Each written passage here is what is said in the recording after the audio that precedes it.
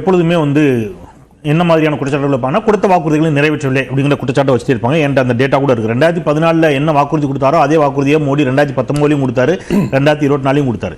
இவங்க திமுகவுடைய வாக்குறுதிகள் எத்தனை அப்படிங்கிறத நம்பரோட சொல்லி இவங்களா ஒரு கணக்கு சொல்றாங்கல்ல, அவங்க யாருமே 2011 என்ன வாக்குறுதி கொடுத்தாங்க, 2016 என்ன வாக்குறுதி கொடுத்தாங்க, ஏன் மோடி 2014 என்ன சொன்னாரு, 2019 என்ன சொன்னாரு, இதை யாரும் பேசுறதுக்கு தயாரா இல்ல.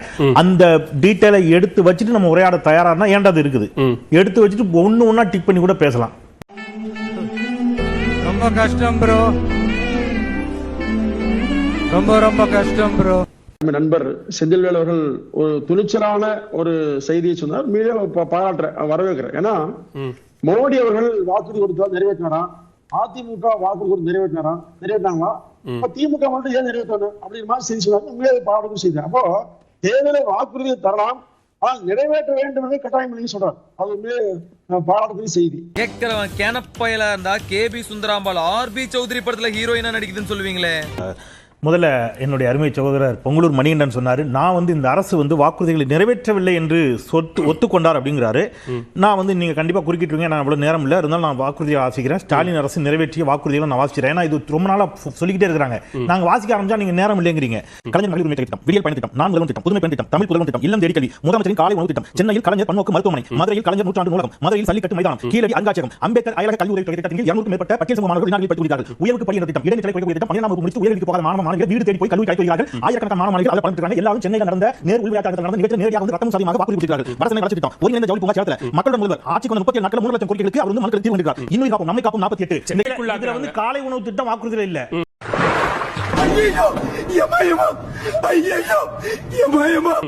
60 ஆண்டு காலமாக திமுக குறிப்பிடுகிற அவிநாசி அத்திய திட்டத்தை அதிமுக நிறைவேற்று. கேரளா உறவோடு இருக்குது திமுக. அவர் பேசும்போது அத்திக்கடவு அவிநாசி திட்டத்தை பற்றி சொன்னார். ஐயா எதிர்க்கட்சி தலைவர் ஐயா எடப்பாடி கே பழனிசாமி அவர்கள் இந்த பரப்புரை பயணம் போனார் பாருங்க. அன்னைக்கு முதல் நாள் செய்தியாளர்களை சந்திக்கிறார், விவசாயிகளோட சேர்ந்து. முதல் நாளே அந்த முதல் நாள் கேள்வி என்ன தெரியுமா, அத்திக்கடவு அவிநாசி திட்டத்தை நிறைவேற்றுவேன்னு சொன்னீங்களே, ஏன் நிறைவேற்றவில்லை? எடப்பாடி பழனிசாமி சொன்ன பதில், அது என் கையில இல்ல, அது நின்னு போனது காரணம் ஒன்றிய அரசு, அவர் மத்திய அரசுன்னு சொன்னார். சரி, மன்னியுங்கள் மன்னா, அவசரத்தில் உண்மையை உளறிவிட்டேன். மத்திய அரசு தான் அதை நிறைவேற்றவில்லை, என்னால ஒண்ணும் முடியல. அவர் சொன்னது அப்படியே இருக்கு, நான் இங்க கூட பிளே பண்ணி காட்ட ரெடி. எப்படி கோர்த்து விடுது பாரு.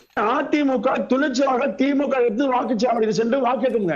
ஏன்னா 2 ஆட்சிகளையும் ஒப்பிடும் போது மிகப்பெரிய தோல்வியை தருவது திமுக ஆட்சி. எங்களுக்கு தெரியும், நீ சூத்த மூடு.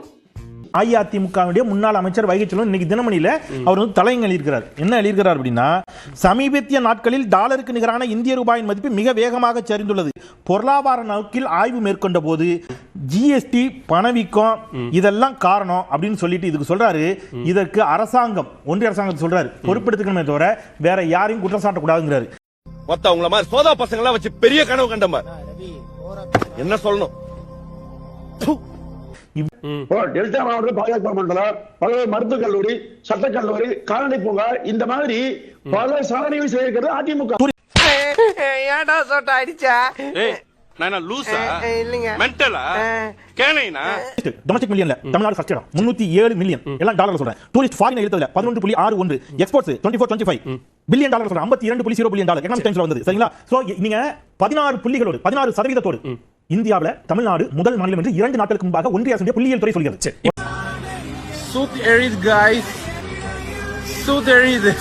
அரசியல் என்பது உண்மையில் இருவருக்குமான போட்டி என்பது, நான் இந்த சாதனை செஞ்சேன், நீ இந்த சாதனை செய்யறா. அப்போ இந்த இடத்தில் திரு ஸ்டாலின் மிகப்பெரிய தோல்விக்கு காரணமா இருக்காரு. அந்த மாதிரி எல்லாம் இருக்கிற சான்ஸ் இல்லையே. நீங்க 4.5 வருஷத்துல மதுரையில ஒரு சல்லிக்கட்டு மைதானத்தை கட்டி முடிச்சிருக்கிறாரு. ஒரு நம்ம கீழடியில ஒரு அருங்காட்சியகம், நாளை இந்த 21ஆம் தேதி நெல்லையில பொருணை அருங்காட்சியகத்தை திறக்கிறாரு. சென்னையில ஒரு கலைஞர் பன்னோக்கு மருத்துவமனை கட்டி முடிச்சிருக்கிறாரு. தமிழ்நாட்டின் பல்வேறு பகுதிகளில் நூலகங்கள், மிகப்பெரிய நூலகங்களை கட்டி திறந்து அந்த நூலகங்களில் படித்து முடித்து அரசு பணிகளுக்கு மக்கள் அவங்க நன்றியோடு பேட்டி கொடுக்குறாங்க. பக்கத்துல ஒருத்தன் தீஞ்சி போய் உட்காந்து 11 வருஷம் ஆச்சு, இப்போ வரைக்கும் எய்ம்ஸை கட்டி முடிக்கல. ரைட்டா? அப்ப நீங்க என்ன யாரை வந்து கேள்வி கேட்கறீங்க அப்படிங்கிறது இருக்குல்ல, அது ஒரு பெரிய சிக்கலா திருப்பி திருப்பி இருந்துகிட்டே இருக்குது. சார் இதெல்லாம் முடிஞ்சு போன விஷயத்தை திருப்பி ஏன் சார்? சக்கரவர்த்தி காங்கிரஸ் ராகுல் காந்தியோட ஆலோசகர் திரு விஜயை வந்து சந்தித்தாரு. அதை பத்தி நம்ம வந்து சர்ச்சைக்குள்ளாக்கல, அதை பத்தி நம்ம பேசல. என்ன பேசியிருப்பாங்க, என்ன வியூகம் வகுத்திருப்பாங்க, அவர் என்ன பேசிருக்காரு. ஏன்னா தமிழ்நாடு காங்கிரஸ் கமிட்டியோட ஒரு பார்வை வந்து வேறமாக இருக்கும், தேசிய கட்சியான காங்கிரஸ் கட்சியோட பார்வை வேற கூட இருக்கலாம். நீ சொல்றதெல்லாம் வாஸ்தவம் தான்டா. ஆனா சோ ஒரு வயபிள் ஆஃபர் வந்து யார் வேணா உள்ள போவாங்க sir. Politics is after all politics தான். பட் இப்போ ஏன் இது வருது அப்படின்னு கேட்டிங்கன்னா, சார் இன்னைக்கு வந்து இன்டாக்டா ஒரு அணி இருக்குது. இவங்க என்ன சொன்னாங்க, திமுக அணி செதறும், உடையும், காங்கிரஸ் பிரச்சனை பண்ணிடும், விசிகா பிரச்சனை பண்ணிடும்னு கேரளாவில் போய் மந்திரவாதி பார்த்துட்டு வந்து செய்வனை மட்டும்தான் வைக்கல, வேற எல்லாம் பேசினாங்க. ஆனா அது இன்டாக்டா அப்படியே நகருது. தீக்கதிர்ல வந்து இந்த வருஷம் ஜூன்ல வந்து என்ன சொல்லியிருக்காரு, சிபிஎம் உடைய மாநில செயலர் சண்முகம் அவர் சொல்லியிருக்காரு, ஒற்றுமையை மதிக்கும் அதே வேளையில் மிகவும் சமமான இருக்கை பகிர்வு ஏற்பாடு அவசியம் என்று அவர் கூறியிருக்கார். எல்லா அணிலும் மன வருத்தங்கள், மனஸ்தாபங்கள் இருக்கிறது. சார் சொல்லின போது சொன்னாரு, கம்யூனிஸ்ட் கட்சியினுடைய செயலாளர் கேட்டார், தோழர் சண்முகம் கேட்டார், கூடுதல் இடங்களை கேட்டு போறோம். சார் கூடுதல் இடங்களை கம்யூனிஸ்ட் கட்சி மட்டும் இல்ல, திமுக தலைவர்கிட்ட திமுகவுடைய இளைஞரணி செயலாளர் கேட்கிறாரு, இந்த கட்சிக்குள்ளேயே எங்க அணிக்கு கூடுதல் இடங்களை கொடுங்க, இளைஞரணிக்கு இடங்களை கொடுங்க கேட்பாரு. எல்லா கட்சியுமே இதை கேட்கும். ஆனா விவாகரத்து ஆயிருக்கா, சண்டை போட்டு மண்டை பிடிச்சிட்டு இருக்காங்களா? இங்க என்ன இருக்குது, விவாகரத்தை பண்ணிக்கிட்டு ஆளாளுக்கு ஒரு தனித்தனி குடும்பமா நிக்கிறீங்கிறத நான் பேசுறேன். ஒத்துக்கிட மனசு இல்லனாலும் அதான் நம்ம இந்த கிரக்ஸுக்கு போயிடலாம். ஏன்னா இப்போ தமிழ்நாட்டில் எங்க அழுத்தம் இருக்கிறதுனா, அதிமுக அதாவது தேசிய ஜனநாயக கூட்டணிக்கு எங்க அழுத்தம் இருக்கலாம், ஊடகத்துக்கிட்ட இருந்து தான் அழுத்தம் இருக்கிறது. என்ன எமினன்ட் ஜேர்னலிஸ்ட் எல்லாருமே இப்போ வந்து ஒன் சைடடா வந்து, அதாவது ஏடிஎம்கே வீக்ன்ற மாதிரி ஒரு கன்க்ளூஷன் வந்துட்டாங்க, டிஎம்கே தான் வின் பண்ண போறாங்கன்ற ஒரு ப்ரீ கன்க்ளூஷன் வந்துட்டாங்க. மறுபடியும் செருப்பால் அடி வாங்க போறீங்க. இவங்க வந்து பத்திரிகையாளர்களுக்கு ஒரு பார்வை இருக்குது அப்படின்னு சொன்னாங்க. அர்ணாப் கோஸ்வாமியுடைய பார்வை பற்றி பேசுவோமா? அதல்ல அழகு இல்லையா? ஒவ்வொரு பத்திரிகையாளரும் நீங்க அவர் என்னெல்லாம் சொல்றாரு, எதை பத்தி எல்லாம் பேசுறாரு அப்படின்னு சொன்னா, நான் அவர் ஜெனரலா தான் சொன்னாரு, நானும் ஜெனரலா தான் சொல்றேன். திமுக உட்கட்சி போசம் அதிகமா இருக்குது. கனிமொழி கோஷ்டி இல்ல சார், இப்ப நீங்க சமீப அது ஒரு மனவியாதி, நம்ம ஒன்றும் பண்ண முடியாது. அதுக்கு தீர்வு ஒன்றும் நம்ம என்ன பண்றது, அது ஒரு நோயின்னு வச்சுக்கோங்களேன். அது ரொம்ப 10 வருஷமா சொல்லிக்கிட்டு இருக்காங்க, பிரச்சனை இல்லை, விட்டுருங்க. அது அதாவது விருப்பத்தை சொல்லிக்கிட்டே இருக்கிறது. யதார்த்தம் என்பது வேறு, விருப்பம் என்பது வேறு சார். அசிங்கப்பட்டான் ஆட்டோக்காரன். ஆட்சி காலம் இன்னும் இருக்கு, நம்ம தேர்தலுக்கு கிட்ட நம்ம முடிவு எடுத்துக்கலாம் அப்படின்ற நிலைப்பாடு. இப்ப தேமுதிகவும் இன்னும் நிலைப்பாடுகளை உறுதிப்படுத்தல, அமமுகவும் பேசிக்கிட்டு இருக்காங்க, அமமுகவும் வந்து சொல்லிக்கிட்டு தான் இருக்கிற ஒரு ஸ்டேட்மெண்ட்டும். ஸோ பாமகவும் இன்னும் எந்த நிலைப்பாடும் அறிவிக்கல, எந்த கூட்டணியில் இருக்கும்னு சொல்லி.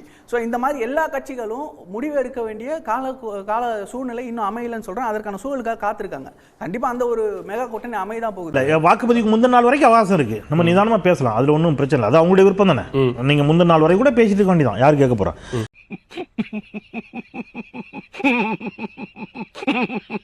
இப்ப நீங்க வந்து தாவேக்காவை நீங்க இங்க பிரைம் மினிஸ்டரோட சண்டை போட்டு இருக்காரு யாரு? முதலமைச்சர். சித்தாந்த ரீதியாக நீங்க வந்து 100 நாள் வேலைவாய்ப்பு திட்டத்துக்கு பேரை மாத்துறாங்க. முதலமைச்சர் கேட்கிறாரு, ஏன் மாத்துறீங்கன்னு கேட்கிறாரு. திருப்பரங்குன்ற விவகாரத்தில் பாஜகவிற்கும் திமுகவுக்குமான ஒரு மோதலை நம்ம பார்க்கிறோம். ஐடியாலஜிக்கலா ஒரு சண்டையை திமுகவும் பாஜகவும் போட்டுக் கொண்டிருக்கிறது. தாவேக்கா நாங்க தான் அடுத்த முதலமைச்சர்னு சொல்றவங்க சண்டை போடுறாங்க. எதுக்கு சண்டை போடுறாங்கன்னா, புசியானதுக்கு யாரும் மாலை போடுறது இல்லைங்கிறது சண்டை. இவ்வளவு கேவலப்பட்ட ஒரு பொழப்பு தேவையா? ஒருத்தர் என்ன பேசுறாரு, அவருக்கு வந்து சுப்பராயர் மணிமண்டபம் கட்டியதே தெரியல, இன்னும் கட்டலைங்கிறாரு. புதுச்சேரியில் ரேஷன் கடை இருப்பதே தெரியல, போய் ரேஷன் கடை இல்லைங்கிறாரு. நாகப்பட்டினத்தில் நிறைவேற்றப்பட்ட திட்டங்கள், பல்கலைக்கழகம் இல்லைங்கிறாரு. மீன் வளம் சார்ந்த பல்கலைக்கழகம் இல்லைங்கிறாரு, அங்க பல்கலைக்கழகம் இருக்கிறது. இப்படி நாட்டில் என்ன நடக்குன்னே தெரியாம ஒருத்தர் முதலமைச்சர் பதவி நோக்கிறாரு. நீங்க இவ்வளவு பெரிய நெருக்கடியை ஊடகங்கள் மட்டும்தான் பேசுகிறாரோ, நிஜத்தில் இல்லை. ஓபிஎஸ் தினகரனோ மற்றவர்களோ கட்சிக்குள்ள வர்றேன்னு சொல்றாங்க. இங்க அதிமுக வேண்டாம்னு சொல்லுது. பைத்தியக்காரத்தமா பேசிட்டே கூடாது. நானும் பார்த்துட்டே இருக்கேன், பைத்தியம் மாதிரி பேசிட்டு இருக்கீங்க. இப்ப என்னன்னா, அதிமுக கூட்டணிலாம் ரெண்டாவது, ஆட்சியை பிடிக்கிறதெல்லாம் ரெண்டாவது, கட்சியை தக்க வச்சுக்கணும். கட்சியில் இருக்கக்கூடிய முன்னாள் அமைச்சர்கள் பெயரக்கூடாதுங்கிற டென்ஷன்ல இப்ப எடப்பாடி பழனிசாமி இருக்கிறாரு. இப்ப யார் வேகம் எடுத்திருக்கிறார்கள், யாருடைய பரப்புரை வேகம் எடுத்திருக்கிறது அப்படிங்கறத நீங்க புரிஞ்சுக்கணும்.